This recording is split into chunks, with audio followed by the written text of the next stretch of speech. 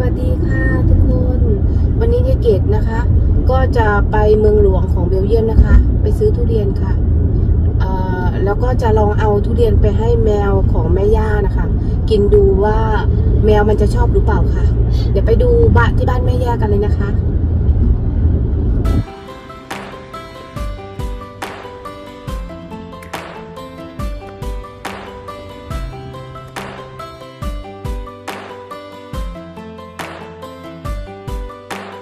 มันชอบไหมคะทุเรียนดมอยู่ค่ะ Je vais te manger ça, mais en cherche parce que elle est loin. เต็มยังทุเรียน มันบอกอะไรเนี่ย ici Oliver ดูแมวตัวนี้สิ ça โอ้มันไม่ชอบอะไรเลย ดูค่ะมันไปอะค่ะเคยคะเว้ยอะไรเนี่ยกรีดอะไร แล้วมันก็ไม่ชอบเหรอคะ มันดูสมัยแบบนี้มันคงไม่ชอบค่ะเว้ยนี่ลูก J'ai encore perdu mon câble pour charger. Elle veut sortir เปล่า อ่ะ นี่ลูก มันชอบทุเรียนป่ะอ๋อมันชอบทุเรียน J'ai perdu ça. Tu n'as pas vu, toi? Tant pis. ตอนนี้จะดูตัวนี้มันชอบหรือเปล่าค่ะ มันง่วงนอนหรือเปล่า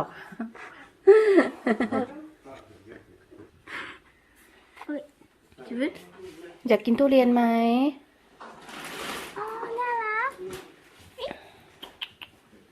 ใช่ปะมันชอบหรือเปล่าค่ะ Il aime pas ça, ouais.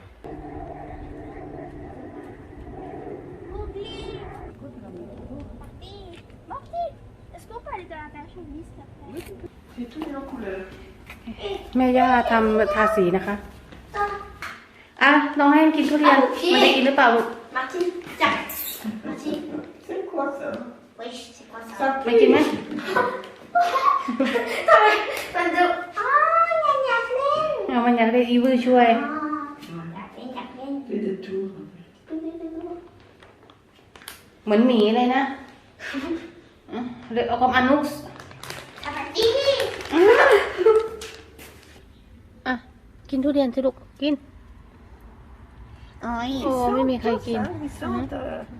Tiens, et Félix 2. มันไม่ชอบดู Il n'aime pas, lui. มันไม่ชอบมันทำแบบ แน่ นี้ ๆลองให้แม่หน่อยสิลูก Allez, tiens. Tiens, ça pique. Ah. Non, il n'aime pas non plus. โอ้มันไม่ชอบ ไม่ Tu veux? เอาใครเนี่ย C'est bien quand même, hein.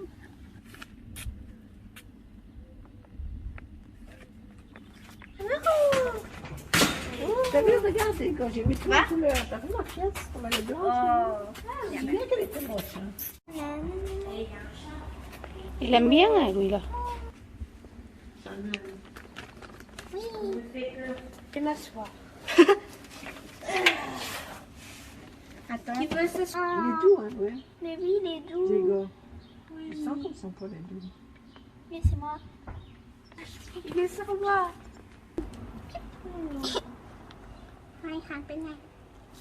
C'était pas Lilou qui avait fait une photo. Si, j'ai toujours la photo. Ouais.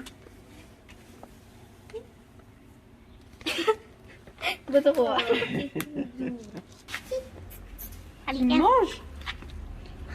Pourquoi il est bien sorti les choses? Maman a mis. Oui, elle a une air. Tout.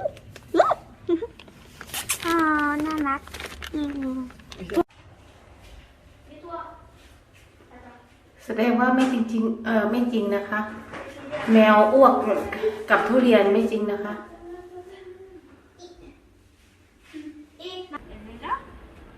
เนี่ยทุเรียนเนี่ย